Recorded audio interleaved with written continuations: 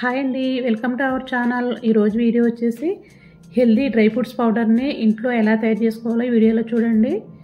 ఈ పౌడర్ని చిన్నపిల్లలైనా సరే పెద్దవాళ్ళైనా సరే ఫుడ్ తినని చిన్నపిల్లలు ఉంటారు కదా, వాళ్ళకైనా సరే ఒక స్పూన్ పాల్లో కలిపి ఇచ్చినట్లయితే కనుక ఎంతో హెల్దీ. అలాగే హాస్టల్లో ఉండి చదువుకునే పిల్లలు కానీ జాబ్ చేసుకునే పిల్లలకైనా సరే ఈ పౌడర్ని తయారు చేసి ఇచ్చినట్లయితే కనుక హాస్టల్లో వాళ్ళు ఫుడ్ సరిగ్గా తినరు కాబట్టి కొంచెం బ్యాలెన్స్ అవుతుంది. ఎవరైనా సరే ఒక స్పూన్ తీసుకున్నట్లయితే కనుక మనకి బూస్ట్ లాగా పనిచేస్తుంది అన్నమాట, ఇమ్యూనిటీ బూస్ట్ లాగా పనిచేస్తుంది. ఇంకా తయారీ విధానంలోకి వెళ్తామా. స్టవ్ పైన ఒక పాన్ పెట్టేసుకుని ఒక అరకప్పు బాదం పప్పు, ఒక అరకప్పు వరకు జీడిపప్పును వేసుకుని మంటని లో ఫ్లేమ్లో పెట్టేసుకుని వేయించుకోవాలి. డ్రై రోస్ట్ చేసుకోవాలి. మనకి నిలవ ఉండాలి కాబట్టి డ్రై రోస్ట్ చేయాలన్నమాట. నిదానంగా వేయించుకోవాలి. అప్పుడే మనకు నిల్వ ఉండడానికి బాగుంటుంది, టేస్ట్ బాగుంటుంది.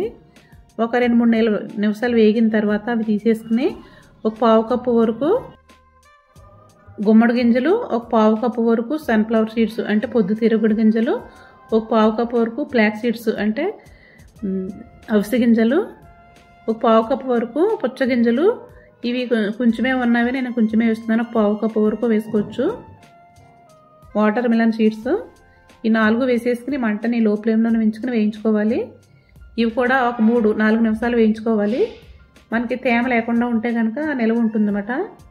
అదే తేమ ఉంటే కనుక మనకి పాడైపోతుంది, ఎక్కువ రోజులు నిల్వ ఉండదు. అందుకే ఇవి అయితే కనుక ఒక 3-4 నిమిషాలు వేయించుకోవాలి. ఇవి నిదానంగా వేగిన తర్వాత ఇవి కూడా ఒక ప్లేట్లోకి తీసేసుకుందాము. ఇప్పుడు దింపేసి ముందు లాస్ట్లో ఇంకా స్టవ్ కట్టేస్తామనగా ఒక 2 టేబుల్ స్పూన్ల వరకు నువ్వులు వేసుకోవాలి. నువ్వులు కూడా ఆరోగ్యానికి ఎంతో మంచిది కదా, ఎముక బలానికి తోడ్పడుతుందన్నమాట. ఈ సన్ఫ్లవర్ సీడ్స్ అయితే మనకి హార్ట్కి చాలా మంచిది. అలాగే అవిసె గింజలు కూడా మనకి ఎముక బలానికి తోడ్పడుతుంది, మొకాలు నొప్పులు అవి లేకుండా ఉంటాయి. తర్వాత ఒక పావు కప్పు వరకు లాస్ట్లో ఇంకా దింపి ముందే ఇది కూడా నువ్వులు వేసిన తర్వాత పొట్నాల పప్పు వేసుకోవాలి. వేపుడు శనగపప్పు అంటాం కదా, దాన్ని కూడా వేసేసుకుని ఈ నువ్వులు ఈ పప్పు వేసిన తర్వాత 1 నిమిషం పాటు వేయించుకోవాలి. నువ్వులు మనకి ఆ వేడికే వేగిపోతాయి. ఇది కూడా జస్ట్ కొంచెం అలా వేడెక్కితే సరిపోతుంది అన్నమాట. టేస్ట్గా ఉంటుంది. కొంచెం వేగితే కనుక 1 నిమిషం పాటు వేగితే సరిపోతుంది అన్నమాట.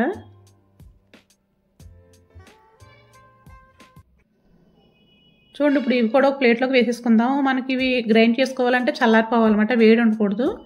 వేడి ఉంటే కనుక మనకి ముద్దలాగా అయిపోతుంది. ముందు మనం బాదం పప్పు, జీడిపప్పు వేసుకుని ఒక మిక్సీ జార్లో వేసుకుని గ్రైండ్ చేసుకుందాము. అన్నీ కలపకూడదు. కొన్నిటిలో నూనె ఎక్కువ ఉంటుంది, కొన్ని గింజల్లోనూ. దానికోసం మనం విడివిడిగా గ్రైండ్ చేసుకోవాలి. తర్వాత మనం మిగతా గింజలు ఉన్నాయి కదా, దాన్ని కూడా గ్రైండ్ చేసుకుని ఇప్పుడు రెండింటినీ కలుపుకోవాలి. ఉండలు లేకుండా మెత్తగానే గ్రైండ్ చేసుకోవాలి. అదే కొంచెం బరకగా ఉంటే కనుక జల్లెడ పట్టుకోవాలి. జల్లించుకుంటే కనుక మనకి ఒకవేళ వాటర్లో కలుపుకుని తాగినా, ఒకవేళ హాస్టల్లో ఉండే పిల్లలు పాలు అందుబాటులో ఉండవు కాబట్టి వాళ్ళకి కొంచెం వాటర్లో అయినా కలుపుకుని తాగేసుకోవచ్చు. దానికోసం మురుగు లేకుండా మెత్తగా ఉండాలన్నమాట. మనకి మళ్ళీ పైన ఏమన్నా వస్తే కనుక జల్లించుకున్నది తర్వాత ఒకసారి గ్రైండ్ చేసుకోవచ్చు. తర్వాత ఒక పావు కప్పు వరకు మనకి పట్టిక బెల్లం ఉంటుంది కదా, దాన్ని గ్రైండ్ చేసుకుని పౌడర్ లాగా వేసుకోవాలి. నేను తక్కువ వేస్తున్నాను కానీ ఒక అరకప్పు వరకు వేసుకోవచ్చు. పట్టిక బెల్లం అని పాలలో కలుపుకునేది చిన్నపిల్లలకి అది వాడుతూ ఉంటారు పాలలోకి. దాన్ని వాడుకుంటే కనుక మనకి తేమ లేకుండా ఉండి నిల్వ ఉంటుందన్నమాట. ఒక అరకప్పు వరకు వేసుకోవచ్చు. పట్టుకులు మనం దేవుడి దగ్గర పెట్టుకుని పట్టుకులను కూడా అమ్ముతారు, మనకి డీమార్ట్లో అవి కూడా దొరుకుతూ ఉంటాయి. అవి తెచ్చుకుని పొడి చేసేసుకుని కలుపుకోవాలి. మనం ఇంట్లో వాడుకోవడానికి అయితే కనుక మనకు అప్పటికప్పుడు పాలలో కలుపుకున్నా మనకి ఇంట్లో ఉంటుంది కాబట్టి కలుపుకోవచ్చు. అది హాస్టల్లో ఉండే పిల్లలకైతే కలిపేసే ఇవ్వాలి. 4 రోజుల వరకు నిల్వ ఉంటుంది ఇది. మోర్ వీడియోస్ కోసం please subscribe. Thank you for watching.